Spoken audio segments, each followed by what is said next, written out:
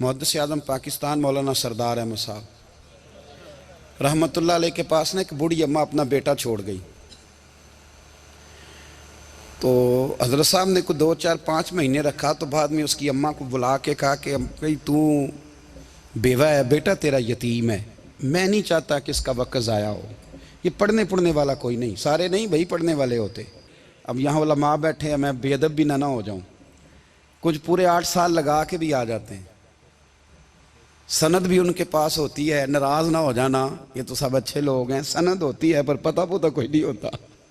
ये आला हज़रत ने लिखी है बात। सनद होती है, पूरी डिग्री होती है, उस पर कई लोगों के साइन भी होते।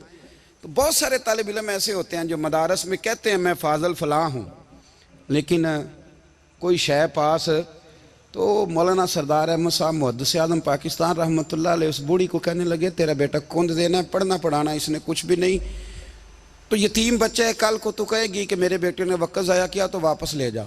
बूढ़ी अम्मा रोने लग गई, कहने लगी मैं पढ़ाने तो नहीं लाई थी, मैं तो आपको रब का वली समझती हूँ, मैं तो नौकरी कराने लाई थी, नौकरी। हज़रत अनस बिन मालिक कहते हैं मेरी अम्मा भी हुजूर की बारगाह में दे गई थी, तो हुजूर की बारगाह में ये नहीं कहा था कि या रसूलल्लाह पढ़ा दें, हाँ हाँ मैं जिम्मेदारी से बात कर रहा हूँ, ये नहीं कहा था हुजूर मुजाहिद बना दें, ये थोड़ी कहा था कि या रसूलल्लाह सल्लल्लाहु ताला अलैहि वसल्लम से मुफस्सिर मुहद्दिस मुहक्किक मुफ्ती बना दें। हज़रत अनस की अम्मा कह गई थी सोनिया जब तक ये रहेगा ना आपकी नौकरी करेगा, ये घर के काम काज करेगा, ड्यूटी करेगा, हुजूर ये आपकी नौकरी करेगा। तो मेरे महबूब ने फिर दुआ कर दी, अल्लाह इसे बरकत अता फरमा।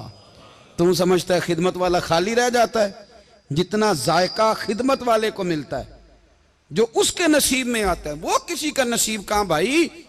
हजरत अनस कहते हैं हुजूर ने दुआ कर दी, बरकत की।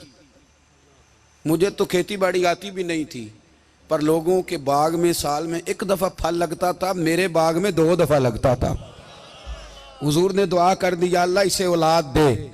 फरमाते हैं मेरे बेटे, मेरे पोते, मेरे नवासे, मेरी बेटियां, फरमाते हैं मैं जिंदा हूं और मेरी 100 औलादें मौजूद हैं।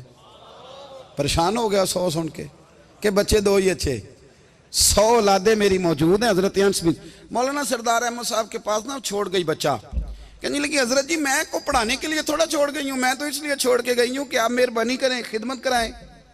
तो हजरत जी कहने लगे कोई ऐसा काम ही नहीं, खिदमत वाला क्या कराऊं। कहने लगी पट्ठे पवा लिया करो जी।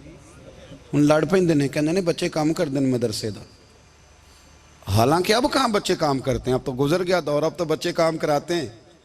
अब बच्चे भी नाराज हो रहे हैं, घूर घूर के देख रहे हैं। सही कह रहा हूँ आपको, बच्चे काम कराते हैं, बच्चे कहाँ काम करते।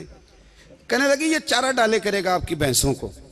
तो हजरत ने उसको कहा कि बीबी चारा मेरी भैंसों को डालने के लिए मैंने बंदा रखा हुआ है, तो तू जा ले जा। कहने लगी हाथ बांध के हुजूर मेहरबानी करें रख लें, चारा डालेगा। और पुत्र तवज्जो से चारा डालना हजरत की भैंसों को।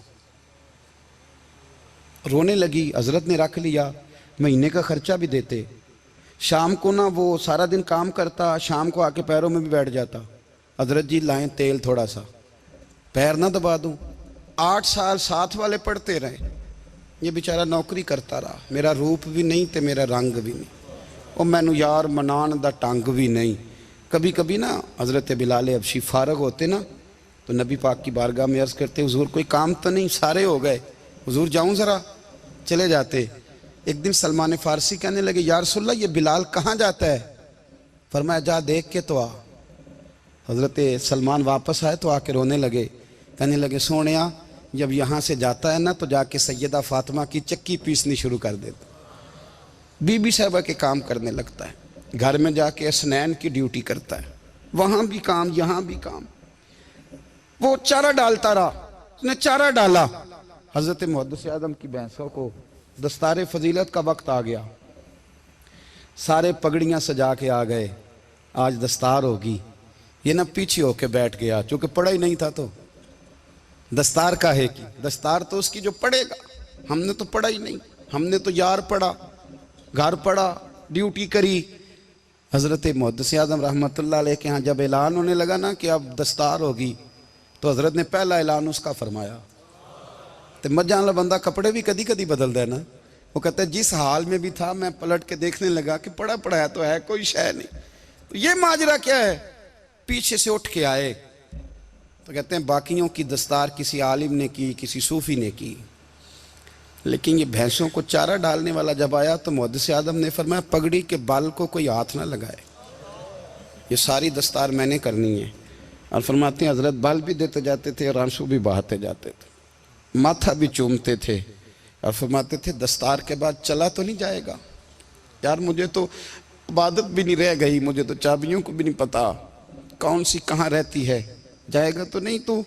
तो रो पड़ा, कहने लगा सोने जाए तो वो जिसके पल्ले कुछ है हो, आता जाता तो है कुछ नहीं, मुझे किसने रखना है, मैंने कहाँ जाना है, इधर कहाँ, तो इधर ही रहूँगा। वो उस तालिब इल्म के सारे उस्ताद भाई कहते हैं उसने दस्तार कराई, पढ़ा पढ़ाया कुछ नहीं, पर जो मसला अड़ जाता था ना, वो जो अड़ जाता था ना, वो जाके उससे पूछते थे तो किताबें खोलने की ज़रूरत नहीं पड़ती थी।